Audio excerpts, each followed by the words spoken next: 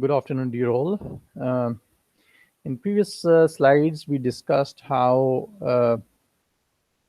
Things Fall Apart was writing back to the center, or it was writing back to the colonial discourses on Africa.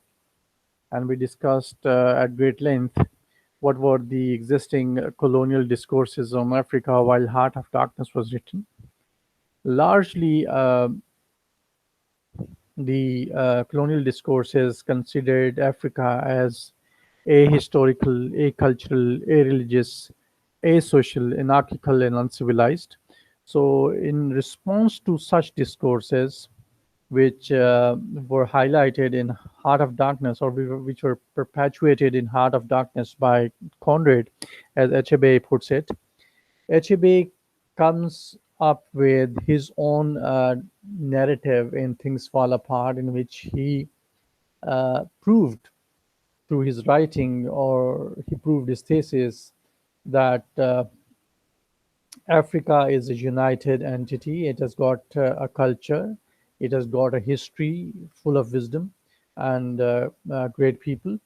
It has got a religion, and people have some religious beliefs to which they follow or worship, and there is law of land also, and people are punished for their crimes, and they're appreciated, or if they are good in society.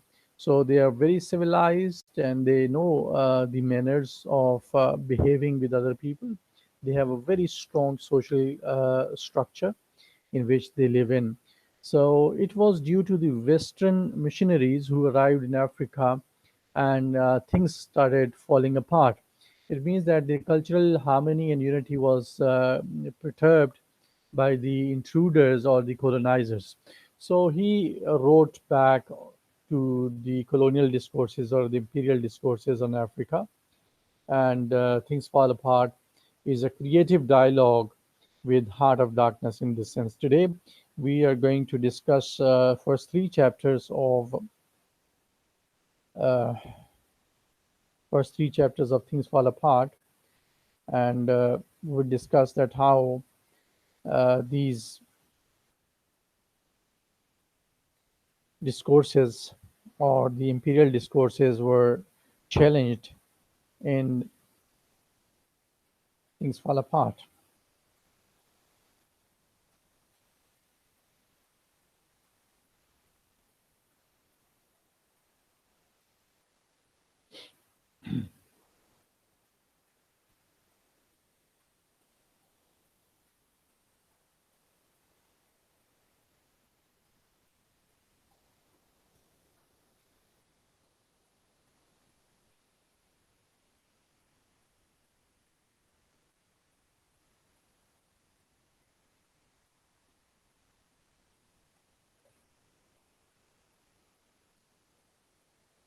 Yes. So Things Fall Apart. Things Fall Apart. This phrase has been taken from W.B. Yeats' Second Coming, in which he proposes that how center is losing the grip and how things are falling apart. So connotation Achebe has given in this book or in this novel is that things were connected and united until the Westerners or the missionaries arrived in Africa. So we would see that how he develops his proposition in this novel, Things Fall Apart. So it can be it is divided into three parts. In fact, part one is about the cultural life of uh, Mafia, in where Okonkwo, the protagonist, and his family lives, and that cultural harmony uh, has been discussed at great length, in which we would see that there are cultural festivals, there are marriages, there are certain other weeks that they celebrate in their culture. So in part two is largely about the exile of Okonkwo for a crime that he committed, a woman crime that he committed, because he killed someone accidentally. So uh, that was not considered a male crime. So for that matter, he was banished from his community or tribe. So he was sent to exile. In second part, when he returns after his emasculation, in third part, we'd see that the Europeans have disturbed the very structure of his community, Amorphia, and now people are disturbed because their gods have been challenged, their religion has been challenged, their culture has been challenged, and new things have been enforced, and people were helpless to follow them. And Okonkwo, who was not well fit in that new system, um, tried to avenge the intruders, and this way he murders uh, a non-native person or the intruder or the colonizer, and after that he commits suicide, which is considered again female crime for which people regard people have no regard. The local people have no regard, and they do not give uh, well-deserved burial to the person who commits suicide. So Okonkwo once again is emasculated in third part. But here in these first three chapters, we would discuss the events, and along with that, some of the counter discourses that HAB presents. Well, in chapter one, it's about Okonkwo is shown as a wealthy warrior who has won a wrestling match from a cat who has been undefeated for 7 years, 7 long years. And this Amelin's cat was a great warrior who was beaten by Okonkwo. And for this, Okonkwo won a great fame in his, not only in his tribe, but the uh, tribes in the surroundings. So it was Okonkwo who was hailed as a winner in first chapter, and we would see that mm, we have a little mention of his father, who was very lazy person, and he did not have any title to his account or credit because he was a lazy person and he did not believe in hard work. So unlike Anoka, Okonkwo was very hardworking, and he believed in his struggle, and he did not follow the ways of his father. So he did not like his father much.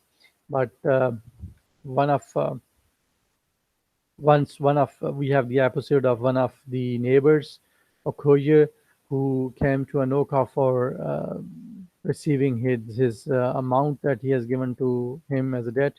So he was given a big no answer because of the other debts that he has to pay. So he uh, doesn't say anything and he leaves. So basically, this chapter, first chapter, is about the life of Okonkwo and his father Anoka, and how there is a glaring contrast between son and the father. So in second episode, in second chapter, we see uh, that there is a gong or there is a drum beat around in order to collect, in order to ask people to be collected or gather at a certain place, because there might be an announcement and people are alarmed of that gong, and they thought that probably there was a war or some thing that happened to their tribe. So in chapter 2, uh, that gong was about that a local woman of Amorphia was murdered in Mabena, another tribe, Mabena. So there uh,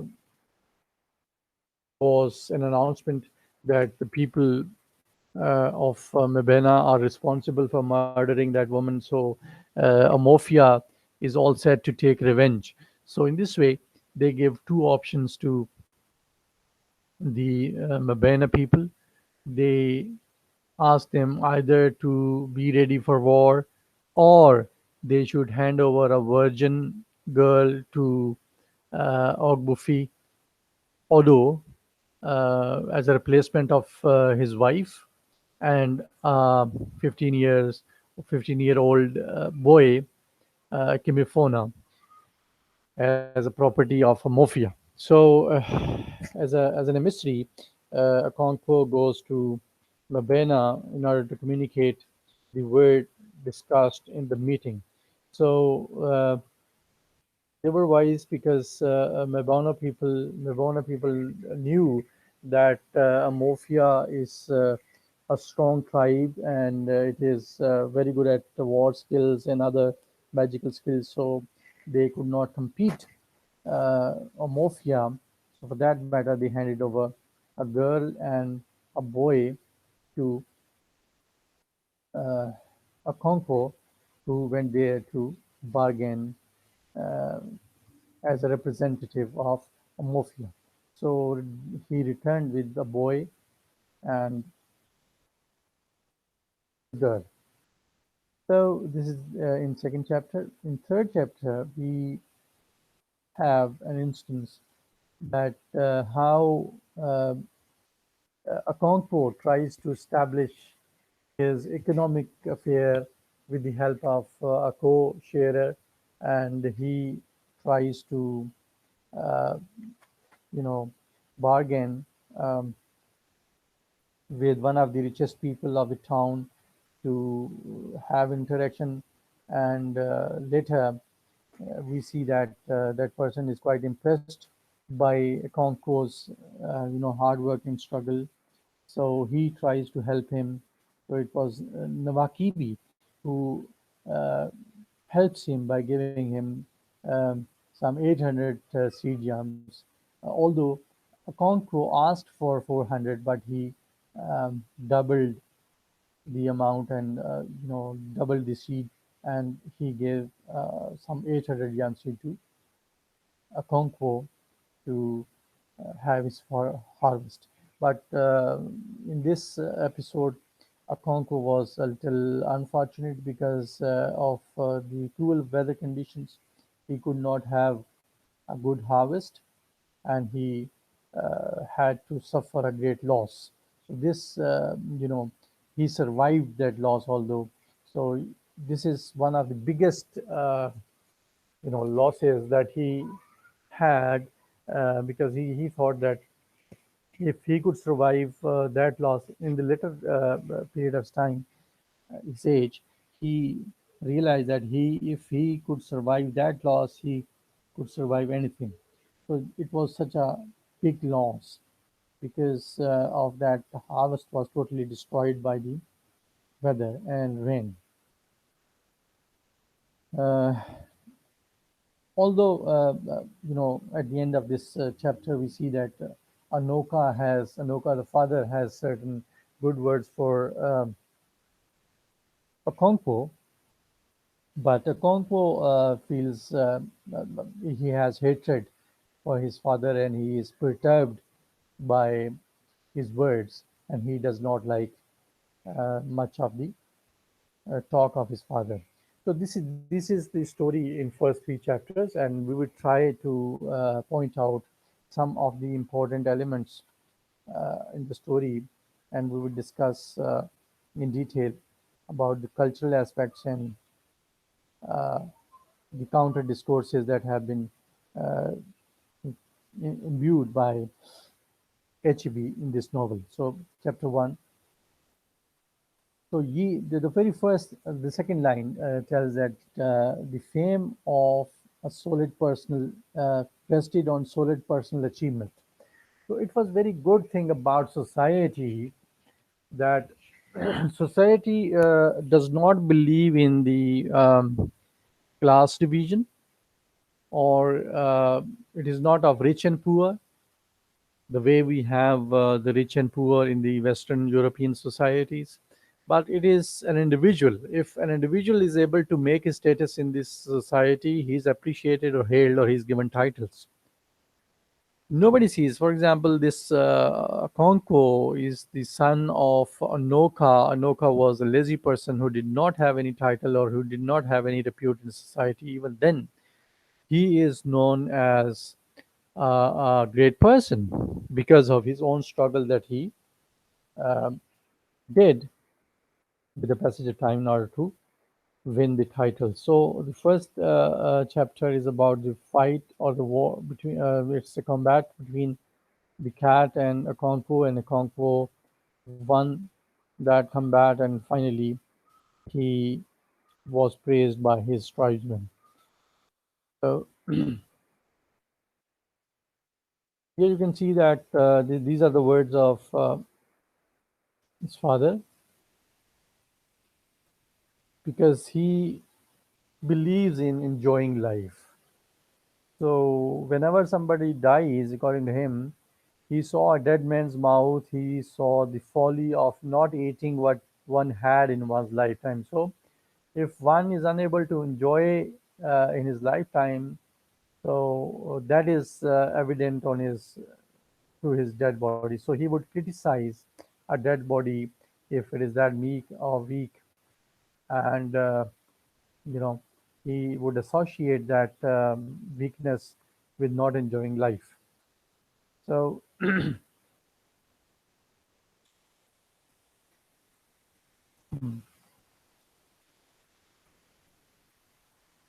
these lines I have highlighted. You would see that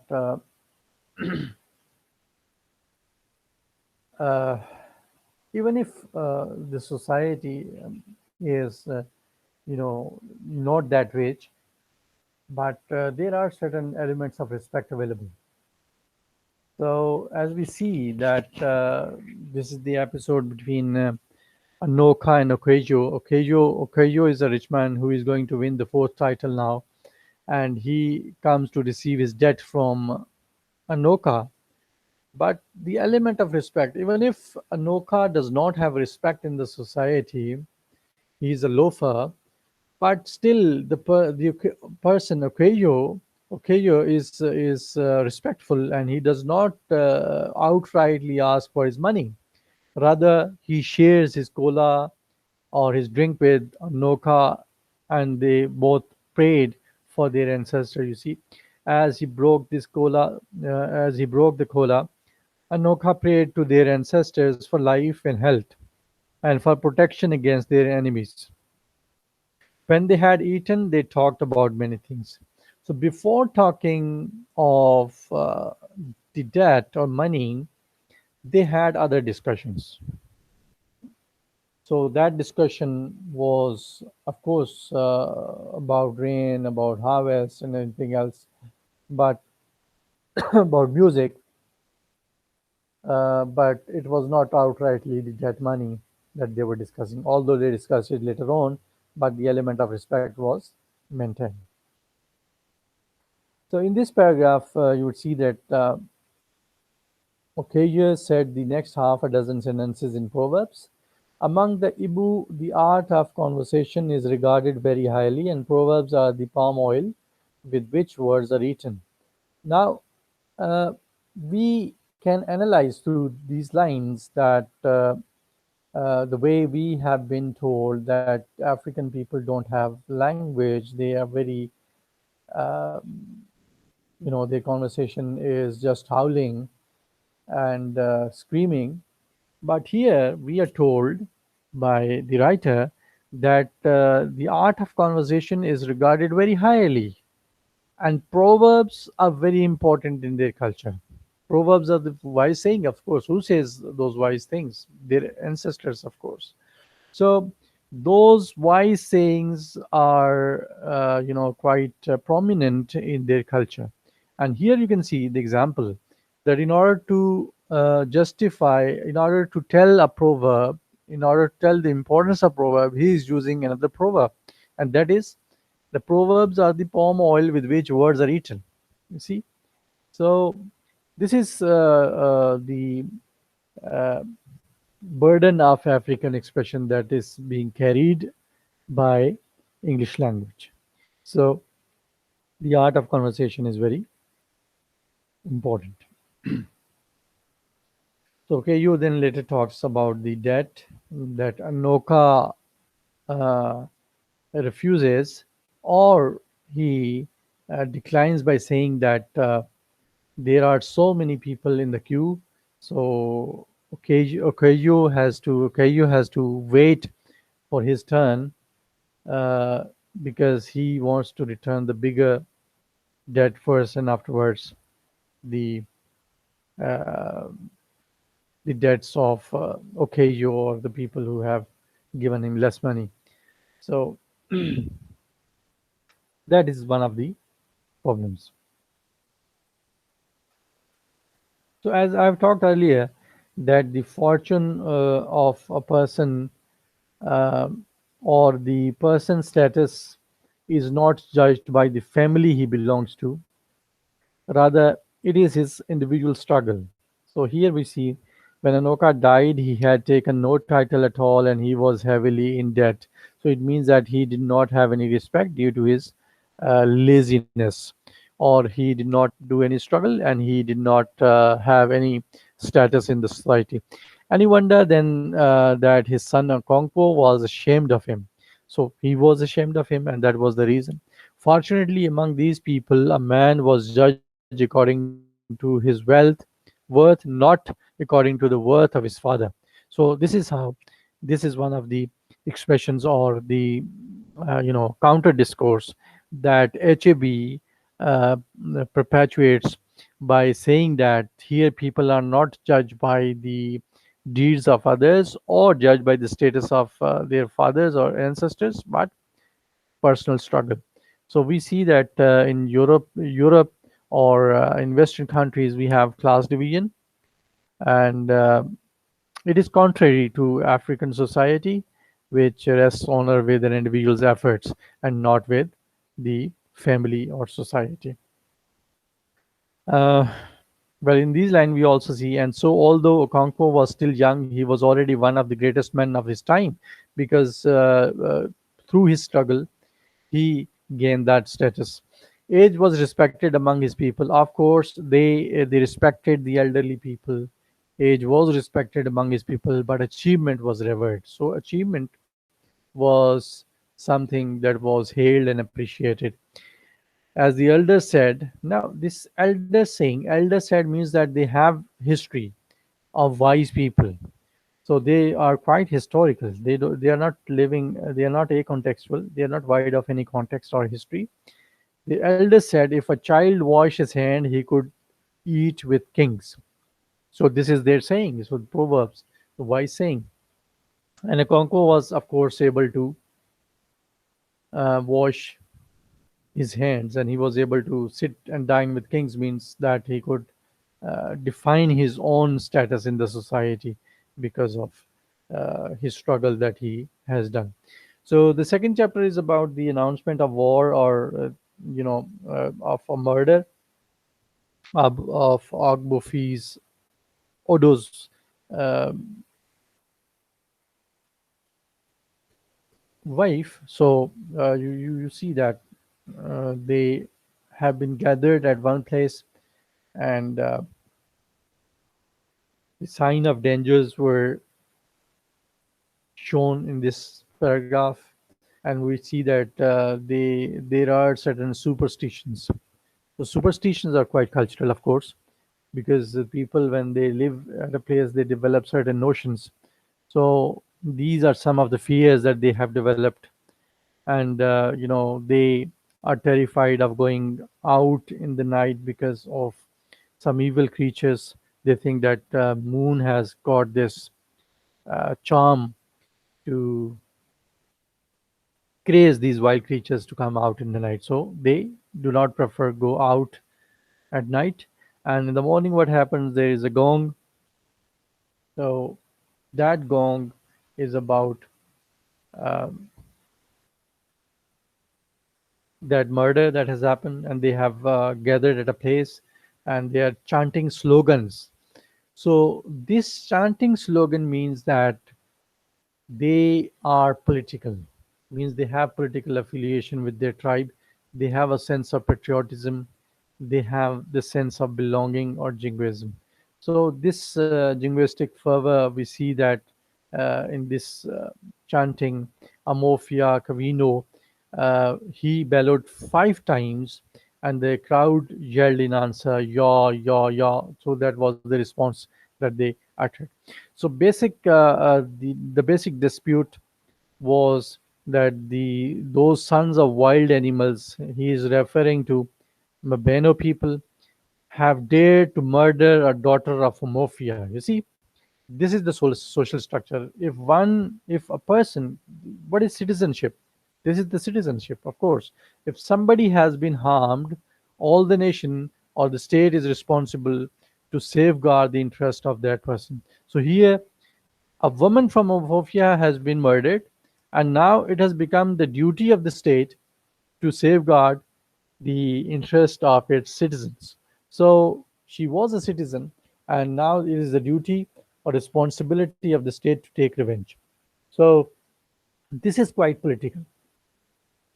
Now we would see that whether they are savages or they would solve this dispute politically. So we see that this example, we see that um, they have given a solution, either a war or an ultimatum was immediately dispatched to Mubena asking them to choose between war on the one hand, either they have to go into war, and on the other hand, if they want to evade that war, on the other hand, the offer of a young man and a virgin as compensation. So this is a compensation because there is a punishment for a murderer. So I think that they have resolved this issue politically by sending their emissaries with this message that war may be evaded by handing over a virgin girl and a young man.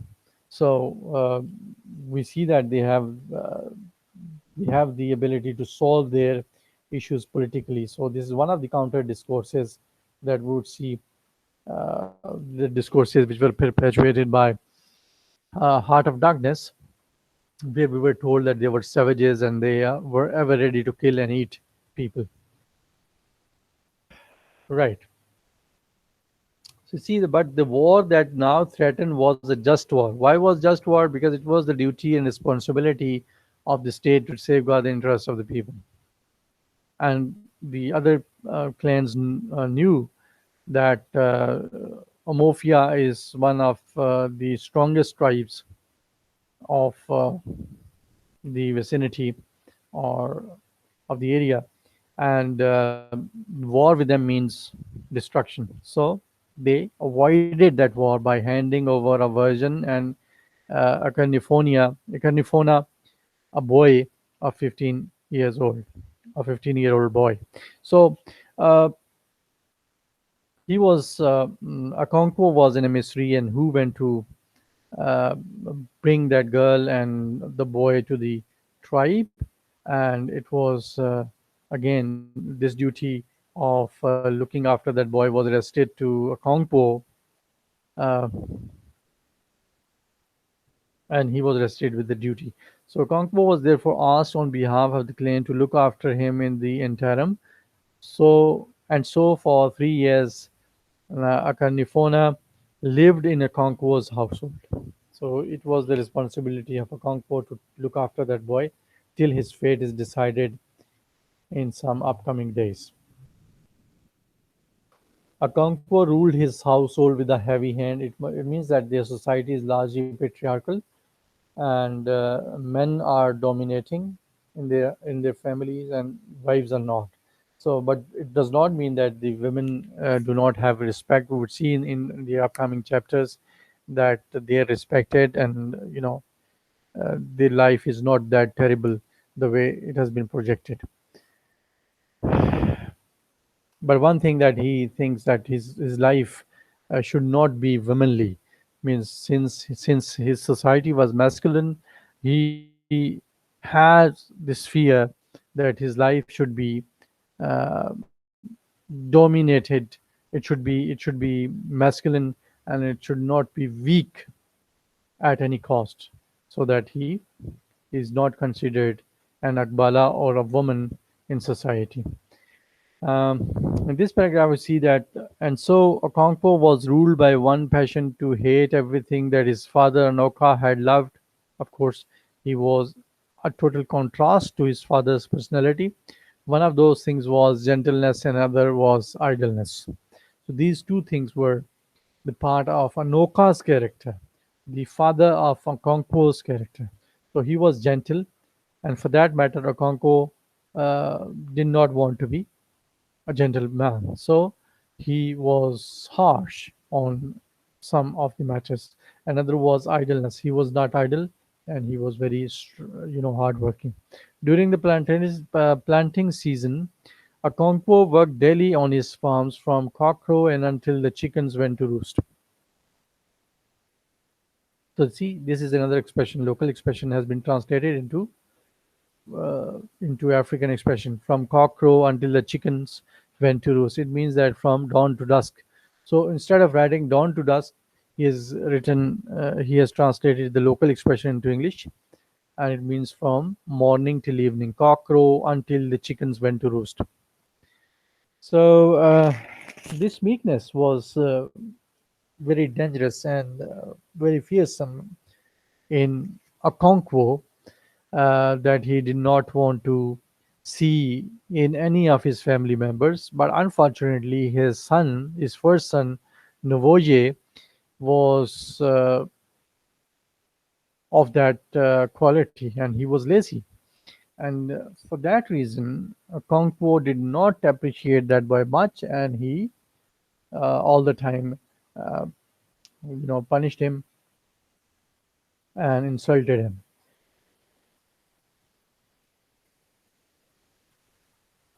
Right. So females are very important, as I've talked that it does, if somebody is harsh on females, it does not mean that they have some uh, you know pains inflicted. They have inflicted some pains on those women. They were important. He had three wives, and everyone had her own heart. It means that he treated them equally, and even if he was a masculine patriarch, still he justified with all three wives. Hmm? Well, in the last part of this paragraph, we see an instance of religion where we have shrines, a shrine where Okonkwo kept the wooden symbols of his personal god and of his ancestral spirits. He worshipped them with sacrifices of kola nut, food, and palm wine, and offered prayers to them on behalf of himself, his three wives, and eight children. So he had three wives and eight children. So you see that they have personal gods. We come to know that these uh, personal gods are quite famous um among these Amorphian people. So we see that they have a system of belief, and that system of belief is has been shown in these lines. Right.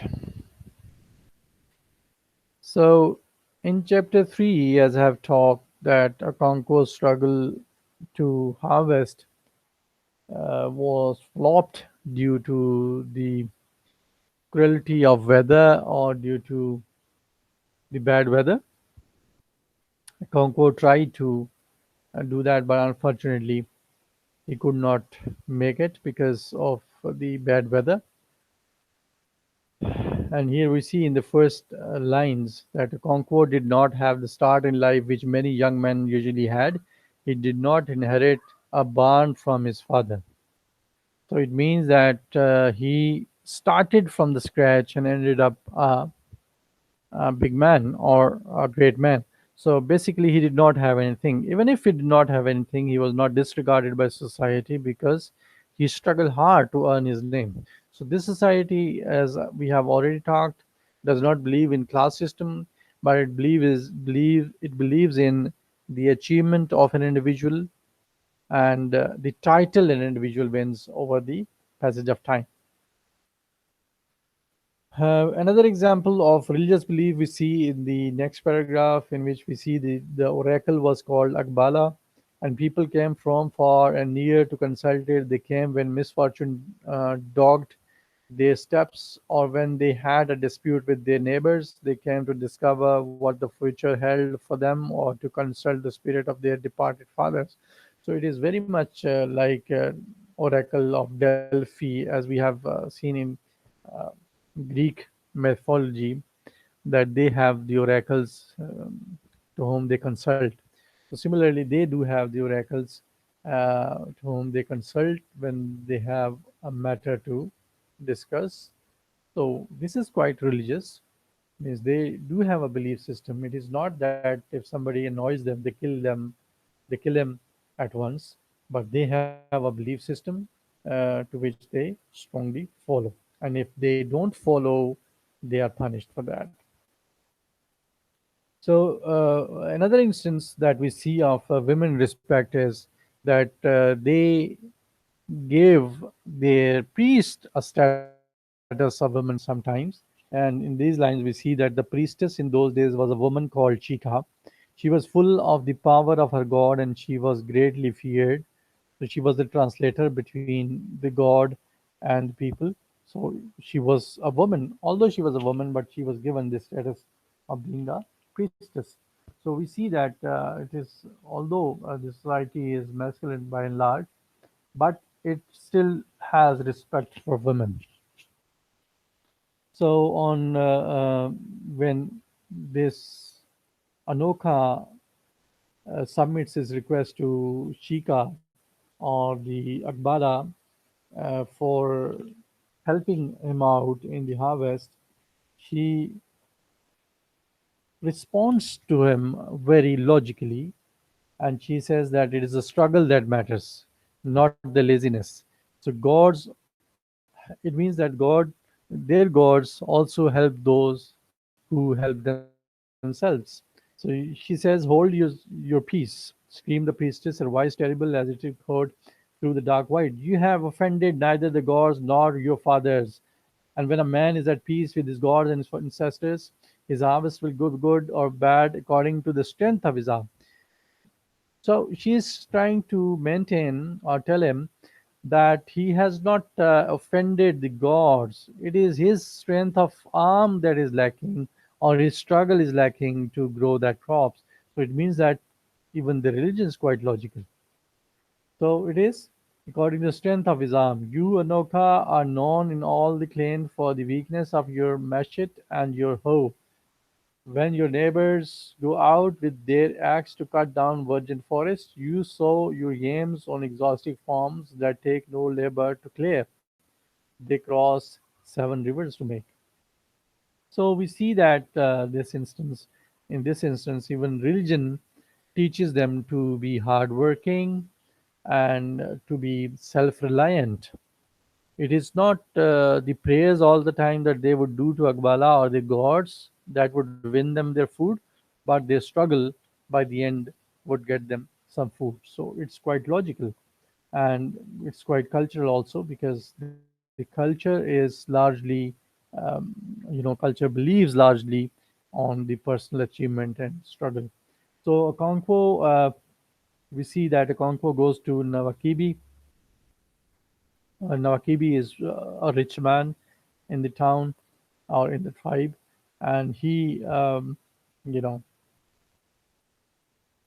is all praise for Okonkwo, and Okonkwo goes to him um, to ask for some seeds so that he could sow for the harvest. So we see that every instance where we see that somebody visits someone, they bring their kola nut with them and they share that kola nut. So this shows a strong social structure.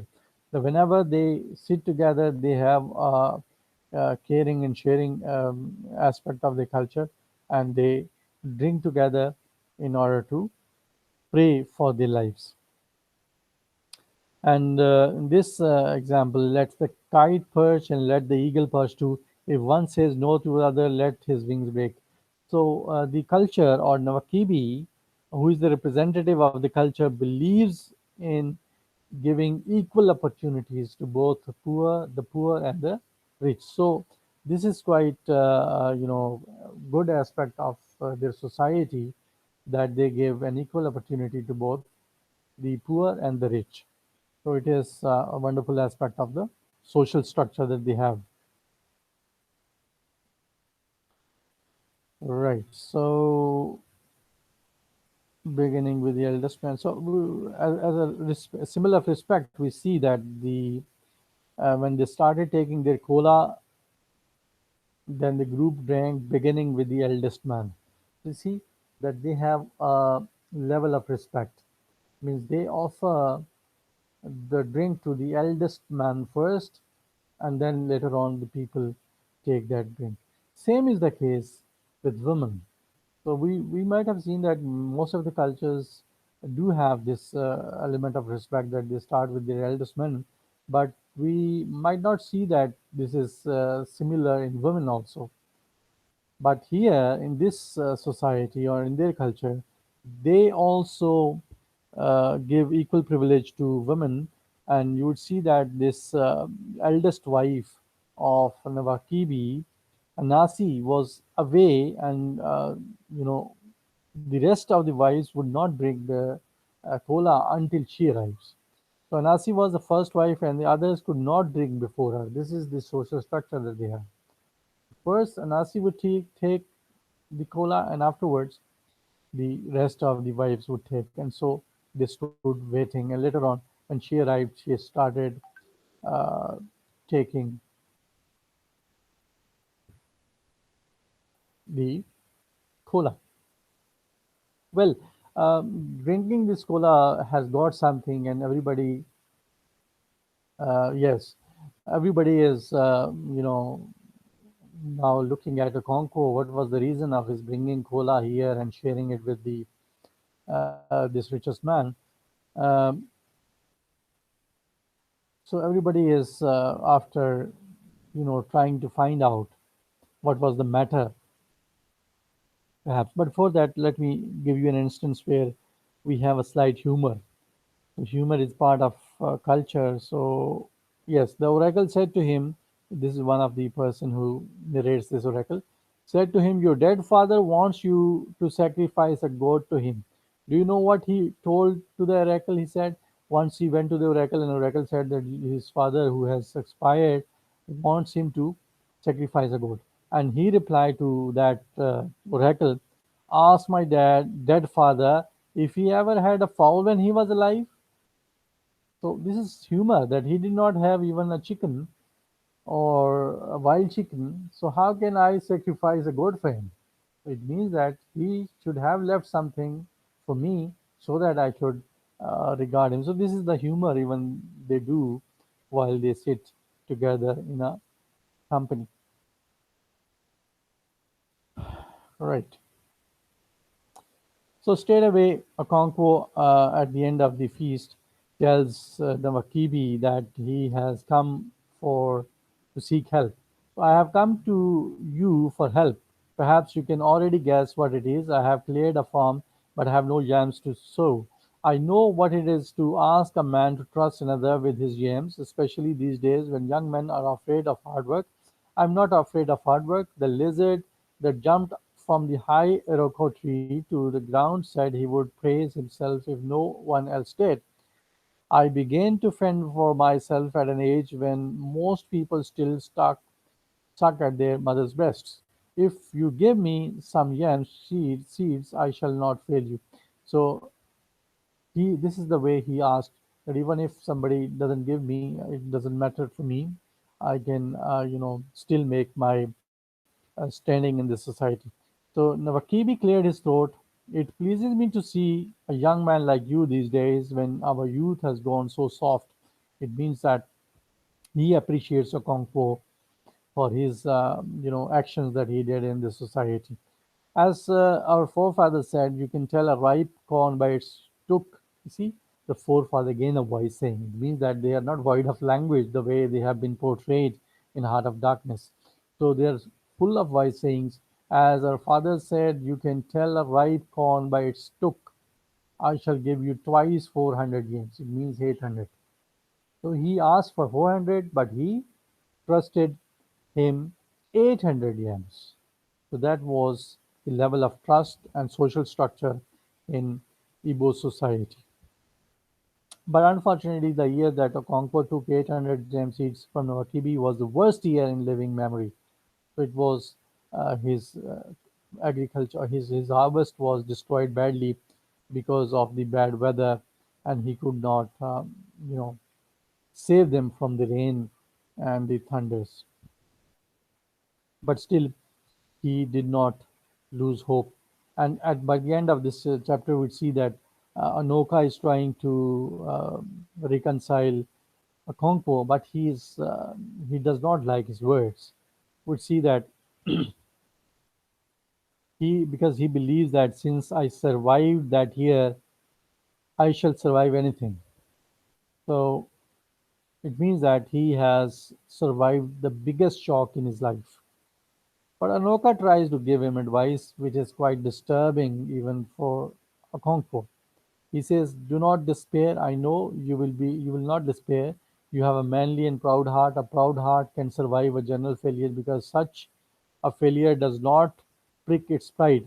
It is more difficult and more bitter when a man fails alone." Anoka was like that in his last days. His love of talk had grown with age and sickness. It tried Okonkwo's patience beyond words. It means that the words of the consolatory words, even the consolatory words of Anoka, they disturbed Okonkwo because he did not want to hear these words from a failed man or a lazy man, right? So these are the some of the cultural, social, and religious aspects that we have discussed in first three chapters, and I hope that uh,